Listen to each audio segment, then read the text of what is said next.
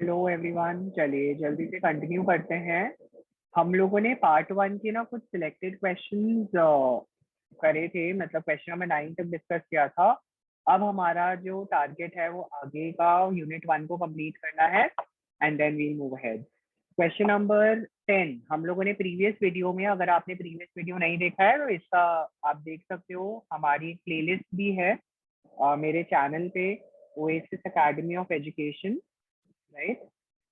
मेरा जो चैनल है ओएसिस एकेडमी ऑफ एजुकेशन में, उसमें अगर आप प्लेलिस्ट टैब पे जाएंगे तो वहां पर आपको एक मिल जाएगा fundamentals of investment. Fundamentals of investment करके एक एफओआई का मैंने एक प्लेलिस्ट बना रखा है, तो आप चाहो तो उस प्लेलिस्ट में जाकर इसका पार्ट वन देख सकते हैं। सिमिलरली आप ये पार्ट टू तो आप देख ही रहे हैं, that is the remaining question. दो क्वेश्चन रिमेनिंग थे, आई थॉट जल्दी से इसको कंप्लीट कर देते हैं जिससे हमारा ये पर्टिकुलर यूनिट फिनिश हो जाए। जल्दी से हम डिस्कशन शुरू करते हैं क्वेश्चन नंबर 10 के साथ। जैसा कि हम इस चैप्टर में डिस्कस कर रहे थे, हमें रिक्वायर्ड है, हमें in the question it is required कि आपको दो स्टॉक्स की प्रोबेबिलिटी दे रखी है ना, अंडर डिफरेंट मार्केट कंडीशन। आपको बोला है एक्सपेक्टेड रिस्क निकालिए एंड रिटर्न निकालिए ऑन बोथ द प्रपोजल। आपको कमेंट भी करना है। यूजुअली ये वाला जो एलिमेंट है ना, ये बच्चे भूल जाते हैं। आपको ये भी कमेंट करना है which particular thing is better, which particular stock is better, right. तो हम लोगों ने इसमें एक टेबल बनानी सीखी थी, अगर आपको याद हो तो हमने यहाँ पे सिक्योरिटी एक्स और सिक्योरिटी वाई की अलग अलग टेबल बनाते थे, जहां पर हम लिखते थे पहले तो कंडीशन, राइट, फिर हम लिखते थे उसकी प्रोबेबिलिटी, और फिर उसके बाद ये लिखते थे हम रिटर्न। बेटा ये हमें क्वेश्चन में गिवन है, ये तीन चीजें हमें ना क्वेश्चन में गिवन है, तो हम इसमें कुछ इतना दिमाग नहीं मारेंगे। This is the return of x, right. Condition हमें तीन दे रखी है, boom, normal and lastly depression. हमें तीन कंडीशन दे रखी हैं। सर पहली दे रखी है 0.3, 0.5 एंड 0.2।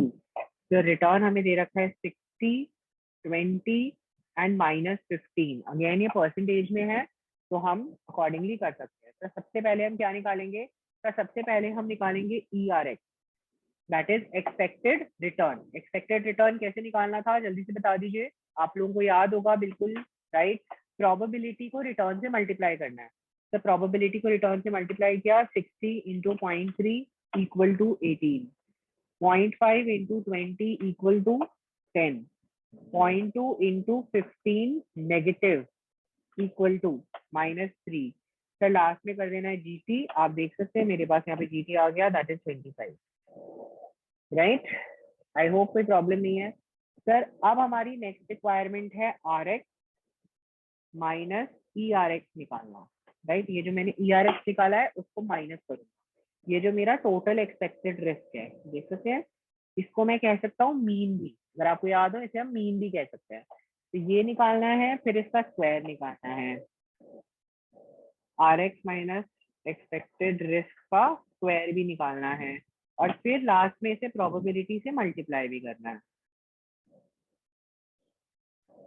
राइट। इसको मल्टीप्लाई भी करना है प्रोबेबिलिटी से। तो स्टेप बाय स्टेप चलते हैं। 60 minus 25 35, 20 minus 25 that's -5, then -15 minus 25 that's going to give you -.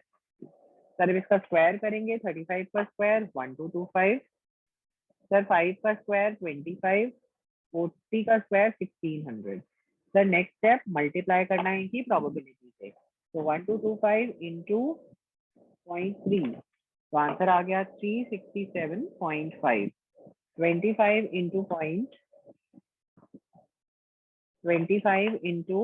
0.5 that is 12.5। Next आ गया 1600 इंटू 0.2 that's 320। उसका टोटल कर लेते हैं, 367.5, 12.5 एंड 320 that gives you 700। आपको याद होगा ये जो है ये हमारा क्या है? सर ये मेरा वेरिएंस है, सर ये मेरा वेरिएंस है। मुझे क्या निकालना है सर? एक तो निकालना है एक्सपेक्टेड रिस्क, है ना, जो हम ऑलरेडी निकाल चुके हैं। ये देख लीजिए ER-X विच इज 25%, राइट। दूसरा मुझे क्या निकालना है, जल्दी बता दीजिए। मुझे निकालना है रिटर्न, सॉरी मैंने उल्टा लिख दिया, एक्सपेक्टेड रिटर्न, एंड यहाँ पे निकालना है risk, right. That is nothing but इसका अंडर रूट है ना, विच इज दिस। तो हमने ऊपर निकाला हुआ है ऑलरेडी 700, तो 700 का अंडर रूट कर देंगे तो हमें मिल जाएगा 26.46, जो हमारा रिस्क है। सर सिमिलर वे में हम यहाँ पे सिक्योरिटी वाई के लिए कैलकुलेट कर देंगे, राइट। सिक्योरिटी वाई के लिए भी सिमिलर टेबल बना देंगे। You have condition, you have probability, you have ry, है ना। इस केस में अब ry हो जाएगा, then you have ery, then you have r minus ery, then you have r minus er, यहाँ पे डैश के साथ आएगा का square, and lastly probability into r minus ery, right. तो मैंने पूरा टेबल का कंडीशन लिख लिया है, बस अंदर डिटेल्स भरना है। तो आप देख सकते हो, पहले तो गिवन डिटेल्स लिख देते हैं, बूम, नॉर्मल, डिप्रेशन, राइट। हमने सबसे पहले जो हमें गिवन चीजें है ना वो एज इट इज लिख ली, राइट, राइट। आर वाई हमें दे रखा है 40, 30, 20, तीनों पॉजिटिव है, राइट। अब हमें क्या करना है, केवल मल्टीप्लाई करना है। हम शॉर्टकट टेक्निक यूज करेंगे, 40 into 0.3 plus 12 equal to 0.5 into 30 equal to, and lastly 20 into 0.2 equal to 4 and GT. So that comes out to be 31%, right? आप देख सकते हैं हमारा आंसर यहाँ पे मैच कर रहा है, 31%, right? नेक्स्ट हम इसको इससे माइनस करेंगे, ये मेरा एक्सपेक्टेड रिटर्न है, मैं यहाँ पे लिख भी देता हूँ, ये मेरा एक्सपेक्टेड रिटर्न है, that is CRY bar 31%, right. Next हम क्या करने वाले हैं, 31 को हमारे RY को ERY से माइनस करने वाले हैं। तो 40 minus 31, that's 9, 30 minus 31, that's minus 1, and that's 20 minus 31, that's minus 11। हमने बस इनका स्क्वायर करना है, 81, 1 and 121, राइट। अब हमें क्या करना है, प्रोबेबिलिटी से मल्टीप्लाई करना है, 81 into 0.3 plus 24.3, 1 into 0.5 plus 0.5, and lastly 121 into 0.2, and that's 24.2, lastly GT, that gives me 49। ये मेरा क्या है सर, ये मेरा वेरिएंस है। मेरे को क्या निकालना है सर, रिस्क निकालना है। तो सर जब मुझे रिस्क निकालना है, that is under root of variance which is under root of 49, which is, हमें पता है 49 का अंडर रूट सीधा सीधा 7 होता है, तो हमने डायरेक्टली 7, राइट। आप देख सकते हैं यहाँ पे हमारे पास answer clear 7, 31, 49, right. Sir lastly हमें ये भी बताना है कि हमारा कोएफिशिएंट ऑफ वेरिएशन क्या है। अच्छा दोनों में ही बताना था हमें कोएफिशिएंट ऑफ वेरिएशन, मैंने ऊपर वाले में कैलकुलेट नहीं किया। Coefficient of variation, sir coefficient of variation कैसे निकालते थे सर, हम निकालते थे standard deviation upon expected return. So that would be 24.46 upon, इस केस में सॉरी 26.46 डिवाइडेड बाय 25। इस केस में मेरा कोएफिशिएंट ऑफ वो क्या होगा, 26.46 divided by 25, that is 1.0584। Lastly if I have my coefficient of variation क्या होगा, 7 divided by 31, so 7 divided by 31, 0.226, right?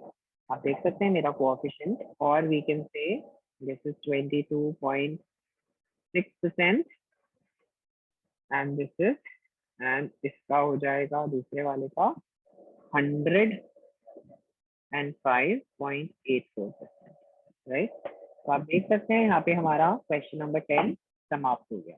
Sir last में ना मुझे एक वो भी देना था, तो आप देख सकते हो सर अगर हम रिटर्न के टर्म्स में देखें तो y इज बेटर बिकॉज इसका रिटर्न ज्यादा है। y के टर्म्स में अगर हम देखेंगे तो यहाँ पे इसका रिटर्न ज्यादा है 31%, राइट। सर अगर हम रिस्क के टर्म्स में देखेंगे तो रिस्क के टर्म्स में अगर आप देख सकते हो कि यहाँ पे less risk is measured in terms of standard deviation. Again y is better because इसका भी रिस्क कम है ना। रिस्क जितना कम उतना बेटर ना बेटा, तो जितना कम रिस्क उतना बेटर है हमारे लिए, तो यहाँ पर रिस्क 7 कम है, तो again security Y is better. तो आप देख सकते हैं मैंने इसको इरेज कर, राइट। इसके बाद में आप देख सकते हैं sir in terms of coefficient of correlation, आप देख सकते हो ना कोएफिशिएंट ऑफ कोरिलेशन में क्या होता है, जितना कम उतना बेटर। तो अगेन कोएफिशिएंट ऑफ कोरिलेशन के टर्म्स में भी security Y is better because यहाँ पे 105 है, यहाँ पे 22% है, तो वेरिएशन कम है, मतलब मेरे जो रिटर्न्स है उनमें वेरिएशन जो है वो कम है, तो इसका मतलब जितना कम वेरिएशन उतना बेटर, राइट। तो hence this question clearly states that security Y is better. Security हम तीनों को मेजर करके लिख देंगे and we will say the security Y is better. Security Y is better. I hope this particular question should be very clear, right? चलिए जी, अब हम move on कर रहे हैं इस यूनिट के आखिरी क्वेश्चन पे। हम मूव ऑन कर रहे हैं जल्दी से इस क्वेश्चन के आखिरी क्वेश्चन पे। आप देख सकते हैं मुझे क्वेश्चन में बोला हुआ है that mister Gupta makes an investment at 50 rupees, मतलब 50 रुपए में इन्वेस्टमेंट कर रहे हैं। Year end price of this investment under different market conditions with equal probabilities is as follows. बेटा तीनों की प्रोबेबिलिटी होने की प्रोबेबिलिटी इक्वल है, 1/3 1/3 1/3, राइट। और मेरे को 3 कंडीशन दे रखी हैं और ईयर एंड प्राइस दे रखा है। बोलता है फाइंड आउट करिए expected value of the return. Sir ये मेरे ईयर एंड प्राइस है, राइट। मुझे बोला है expected return, expected value of the return बताओ for 1 year period and the risk of return, और मुझे रिस्क भी बताओ। एक्सपेक्टेड रिटर्न भी बताना है और रिस्क भी बताना है, राइट। सेकंड बोलता है also calculate the inflation adjusted return if the inflation rate is 8%। Sir इस क्वेश्चन को कैसे अप्रोच करें, हमें तो रिटर्न दे ही नहीं रखा क्वेश्चन में। बेटा आप देख सकते हो 50 रुपए का इन्वेस्टमेंट किया, 50 रुपए का इन्वेस्टमेंट किया। अब हम क्या करेंगे यहाँ पे, हम यहाँ पे ना रिटर्न निकालेंगे। सर इस क्वेश्चन में रिटर्न कैसे निकालेंगे, बहुत सिंपल है बेटा। इस क्वेश्चन में रिटर्न निकालने का तरीका बहुत सिंपल है बेटा। हमें पता है कि हमारा बेस प्राइस जो है क्वेश्चन में, हमने जो इन्वेस्टमेंट करी है उसका बेस प्राइस कितना है, 50 है। बेटा कंडीशन नंबर 1 बुलिश में आप देख सकते हो if the price is bullish तो मेरा रिटर्न कितना होगा, आप क्लियरली देख सकते हो ना। Sir 75 is the new price, base price को 50 डिवाइड कर देंगे 50 से और इंटू कर देंगे 100 से, तो हमें हमारा रिटर्न मिल जाएगा। सर वो कितना हो जाएगा, 75 माइनस 50 डिवाइडेड बाय 50 इंटू 100, तो मतलब मेरे पास 50% रिटर्न आ गया। बहुत ही सिंपल। सर सिमिलरली नॉर्मल का निकाल लेते हैं। सर नॉर्मल में हमारा प्राइस कितना गिवन है, सर नॉर्मल में प्राइस हमें गिवन है 60 माइनस 50 अपॉन 50 इंटू 100, तो सर हम यहाँ पे रेट निकाल सकते हैं 60 minus 50 in divided by 50 into 100, that means it's 20% return. Sir last case में ना मेरा जो प्राइस है जो मेरा बियरिश है, बियरिश कंडीशन में जो मेरा रिटर्न है वो कितना आ जाएगा सर, 45 माइनस 50 अपॉन 50 इंटू 100। आप देख सकते हो ना यहाँ पे नेगेटिव रिटर्न आ गया है ना, -5 अपॉन 50 इंटू 100, दैट मीन्स यहाँ पे मेरे पास नेगेटिव 10% है। फिर हम सीधा सीधा कैलकुलेशन करेंगे, हमें क्या निकालना है, expected return and risk, right. तो उसके लिए हमें क्या निकालना है, स्टैंडर्ड डेविएशन। हमें क्या क्या निकालना है जल्दी से बता दो, स्टैंडर्ड डेविएशन और सीधा सीधा प्रोबेबिलिटी। आप देख सकते हो मुझे कंडीशन दे रखी है, हम सीधा टेबल बनाएंगे जैसे हमने बनाते थे अभी तक। कंडीशन हमें दे रखी है bearish, sorry bullish, sorry the first one is bullish, right. Bullish, normal and bearish, right. आपको प्रोबेबिलिटी भी बेटा क्वेश्चन में दे रखी है, ध्यान से पढ़ो। इक्वल प्रोबेबिलिटी दे रखी है 1/3 1/3 1/3 ऑफ ऑल। सर रिटर्न हमने अभी निकाल लिया, देखो हमने रिटर्न अभी निकाल लिया 50 20 एंड -10। तो सर क्या हम एक्सपेक्टेड रिटर्न निकाल सकते हैं, सर बिल्कुल निकाल सकते हैं। 50 डिवाइडेड बाय 3, आंसर आ जाएगा 16.6667. 20 divided by 3, sir answer is 6.67. Sir 10 divided by 3, sir the answer is 3.33. Negative में आंसर क्या हो जाएगा 16.67 प्लस 6.67 माइनस 3.33. तो द आंसर इज 20%. 20.01 आ रहा है, तो राउंड फिगर में आप इसको 20 ले सकते हैं. तो ये मेरा आ गया एक्सपेक्टेड रिटर्न. सर अब मैं नेक्स्ट क्या करूंगा, एक्सपेक्टेड रिटर्न से माइनस करूंगा, एक्सपेक्टेड रिटर्न का स्क्वायर निकालूंगा और फिर लास्ट में प्रोबेबिलिटी से मल्टीप्लाई कर दूंगा. राइट, बस मेरा भी काम यही है. देख लीजिए, सबसे पहले मैंने 50 minus 20 that means 30. So 20 minus 20 is 0, minus 10 minus 10 minus 20 that gives you minus 30. Sir square कर लेते हैं. सर 900, 0 900 है ना. 30 का स्क्वायर क्या आ जाएगा 900 आ जाएगा. सर 900 डिवाइडेड बाय 3, आंसर आ गया 300, 0 and 300 900 divided by 3 again that's 300. यहाँ पे टोटल आ गया 600. सर ये मेरा वेरिएंस है. तो अब मेरे को एक्सपेक्टेड रिस्क निकालना था. देखिए एक्सपेक्टेड रिटर्न निकालना था, जो मैंने ऊपर अभी निकाल लिया बेटा 20%. एंड रिस्क निकालना था. तो risk is nothing but under root of variance that is 600 का under root. That gives you 24.494. Right? I hope यहाँ तक क्लियर है. देख लीजिए 249. ठीक है जी, बिल्कुल क्लियर है जी, बिल्कुल क्लियर है सर. बहुत आसान है, तो बहुत आसानी से हो भी गया हमारा. देखो इन्होंने पॉइंट पे ले रखा है बिकॉज इन्होंने रिटर्न को पॉइंट में निकाला, मैंने परसेंटेज में लिया, तो मेरा क्वेश्चन आसानी से हो गया. सर लास्ट पॉइंट यहाँ पे हमें निकालना था एडजस्टेड.